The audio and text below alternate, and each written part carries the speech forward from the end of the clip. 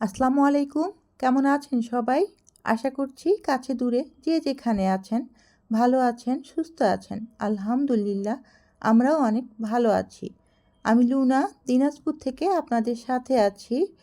আর আজ তো ক্যাপশন দেখেই বুঝে গেছেন আমি ঘরবাড়ির কোনো কাজ আপনাদের সাথে দেখাবো না বা রান্নাবান্নাও শেয়ার করব না। দ্বিতীয়বার মেলায় গিয়ে যে জিনিসপত্রগুলো কিনেছি সেগুলোই আপনাদের সাথে শেয়ার করব। এগুলো সব 150 টাকার প্রোডাক্ট এখন যেগুলো দেখাচ্ছি। আর যারা যেখান থেকে আমার ভিডিওটা দেখছেন বা আগামীতে দেখবেন, প্লিজ একটা লাইক দিয়ে দেখা শুরু করবেন।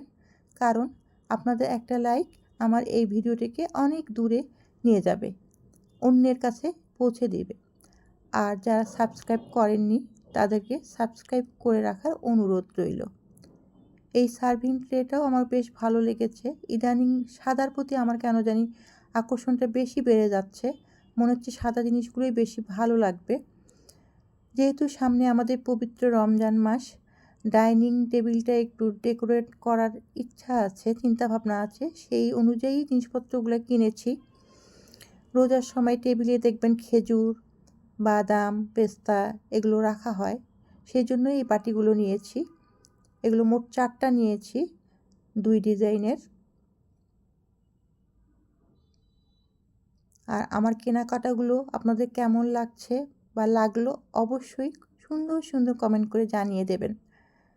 যদিও বেশি দামের জিনিস নয়, কিন্তু সংসারের জিনিস কিনতে সবারই ভালো লাগে, তাই না? এটা আরেকটা ডিজাইন। আর পরবর্তীতে কোথায় কোনটা কিভাবে অর্গানাইজ করলাম অবশ্যই আপনাদের সাথে শেয়ার করব। কারণ আপনারাই এখন আমার বন্ধু বা আমার শুভাকাঙ্ক্ষী, হিতাকাঙ্ক্ষী, যেটাই বলেন না কেন, আপনারাই। আপনারা আমাদেরকে পরামর্শও দিতে পারেন আমাকে, আমি কোথায় কোনটা রাখলে ভালো লাগবে। আর ভুল ত্রুটি যদি করে থাকি তাহলে ক্ষমা সুন্দর চোখে দেখবেন।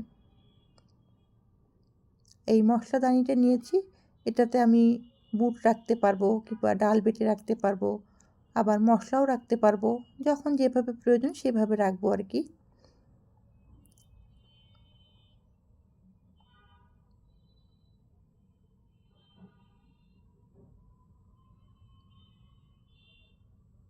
এটাও বেশ ভালো লেগেছে, কালার কম্বিনেশনটা বেশ সুন্দর।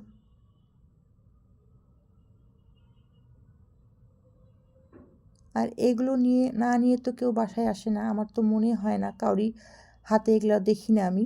সবাই রান্নাঘরে কিছু না কিছু জিনিস নেয়, তার মধ্যে এই মাজুনি আর ক্লিপ এটা থাকেই আমার মনে হয় কম বেশি। তার সাথে একটা গ্রেটার মেশিন নিয়েছি। এগুলো সব 60 টাকার প্রোডাক্ট। গ্রেটার মেশিন আমার একটা আছে, সেটা বড়, আর এটা ছোটোটা নিলাম, এটাতে সুবিধা বেশি হয়। খাবারের উপরে ডিম টিম এগুলো চট করে ঝুড়ি করে দেওয়া যায় আর কি। আর আরেকটা বক্স নিয়েছি, এটাও 60 টাকা নিয়েছে। এই বক্সগুলো না আসলে যাদের ফ্যামিলিতে ছোট, মানে ফ্যামিলি ছোট কিংবা লোক সংখ্যা কম, তাদের জন্য খুবই ভালো। অল্প পরিমাণে ডাল বেটে রেখে দিলে ওটুকু নিয়ে আবার রেখে দেওয়া যায়। আর একটা চামচ নিয়েছি, এটাকে চামচ না কি বলে আমি ঠিক জানি না। তো এটা ফ্রাই তারপরে রোস্ট এগুলো তোলার ক্ষেত্রে খুব কাজে দেয় আর কি। আর 2টা স্পুন নিয়েছি,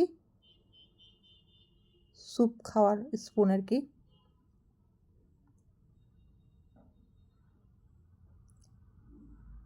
আর এই ফ্লাওয়ার ভাসটাও মেলা থেকেই নিয়েছি, এটা নিয়েছে 100 টাকা।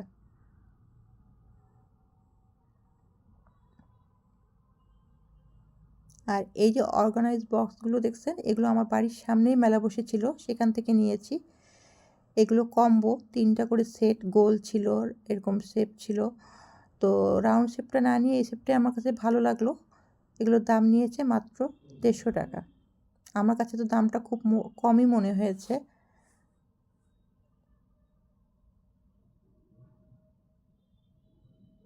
আর এই জিনিসটার থেকে তো আমি চোখ সরাতেই পারছিলাম না। এটা আমার অনেক দিনের ইচ্ছা ছিল, ভাবছিলাম অনলাইনে অর্ডার করব। তো পেয়ে গিয়ে সঙ্গে সঙ্গে এটা নিয়ে নিয়েছি। এটার দাম নিয়েছে 350 টাকা। আমার কাছে তো খুবই ভালো লাগে এই জিনিসগুলো দিয়ে ঘর সাজাতে। আমরা মেয়েরা কম বেশি সবাই ঘর সাজাতে পছন্দ করি, তাই না? এটা আমাদের চিরসঙ্গী। আর সামনে আমাদের পবিত্র ঈদ, রমজান, সব কিছুকেই উপলক্ষ করেই জিনিসগুলো কেনা, মানে ওইভাবেই সাজাবো আর কি। আর গিফট পেয়েছি আজকে আমি, দেখেন কি পেয়েছি। এটা হচ্ছে একটা খাবার ঢাকার আর কি কভার, খাবারের উপরে দেওয়ার জন্য। এটা একদম ছাতার মতো ফোল্ড করা যাবে, আবার আপনি যখন খাবার সার্ভ করবেন তখন ঢেকে দিবেন। ইদানিং বাসায় ২-১টা করে মাছি সবারই বাসায় মনে হয় আমি দেখছি। তো সেই ক্ষেত্রে এটা অনেক কাজের এবং অনেক মজবুত, জিনিসটা বেশ ভালো। অসংখ্য ধন্যবাদ এই গিফট করার জন্য আমার ছোট্ট আপুকে। আমার এক ছোট আপুই গিফট করেছে এগুলো। আর এর সাথে একটা অর্গানাইজ বক্স গিফট করেছে।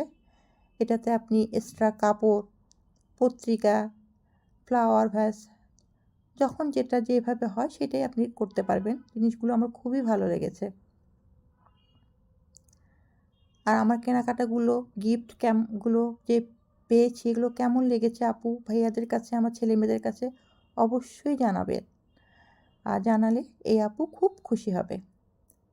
এক আপুর আইডি থেকে আপু বলেছে যে, আপু আমার শ্বশুরবাড়ি দিনাজপুর, তোমার বাড়ি কোথায়?